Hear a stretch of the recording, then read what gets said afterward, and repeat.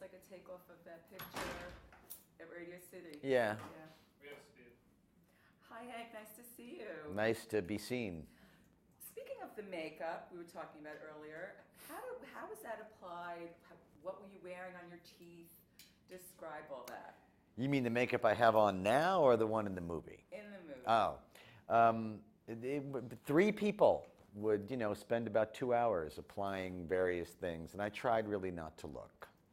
Why? I tried, because you don't want to see what's happening, really. It's just so much going on your face. And then at the end of an hour and 45, you look like Gargamel, is what would happen. Did you go to a dentist to get those teeth fitted? They did that right there. They just, right in the special effects shop, they put a thing in my mouth, like you could do at the dentist. And again, I tried to really just kind of zone out and not pay too much attention to what was going on. Those teeth, though, they would fly out of my mouth a lot when I yelled.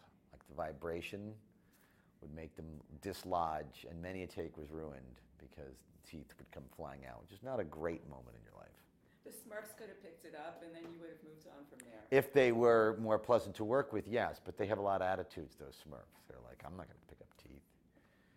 Now, your cat partner in crime, so to speak, do you like cats in real life, or? I have had cats thrust upon me in real life, so I have learned to love them, and I find them amusing. I find them actually really funny, cats, and I enjoyed throwing cats. No cats were harmed, I must say, in the making of this film. But that said, I did get to toss the cat quite a lot. And they're great. Cats don't care if you do that. They just kind of land on their feet and move on as if they meant it to happen. So you never owned a cat?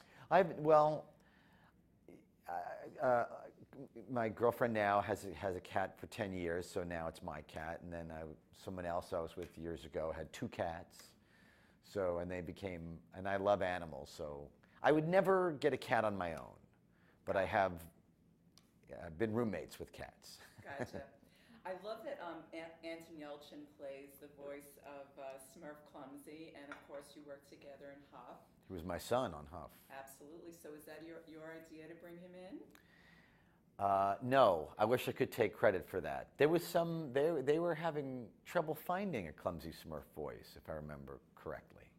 And then I was happy to hear that he was going to do it. He was great. He did a really good job. He has that perfect voice for animation. Yeah. He's got a great voice in general. He's got a very distinctive, expressive voice. Yeah.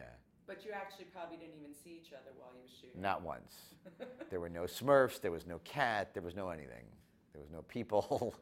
Me in a void, a big green void, basically. So in that respect, that fighting scene that you do against yourself must have been very tricky. All of it was just like, basically having a psychotic break that they filmed. They were yelling at nothing. And then, they cut that to make me look not insane. But that's what I'm used to that in animation. There's nothing there. When you record a Simpsons episode, you're imagining the whole thing. So, I'm uniquely qualified for this kind of strange job. And everybody got a Smurf name on the set, I'm sure? We didn't, actually. I can't believe we didn't think of that. I know that Sophia fancies herself as Mamacita Smurf, which is appropriate. I don't know who I'd be. I'm not sure. Mimicky Smurf?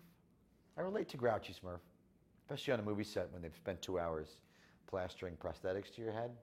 There you go. I understand Grouchy. I'll tell you something, that gets you into character. If you didn't hate Smurfs beforehand, which is my job to hate Smurfs as Gargamel, by the end of that process, after a few weeks, I was ready to yell at some Smurfs. Thank you. Sure. Nice to see you. Nice to see you too. Okay. Wow. Death to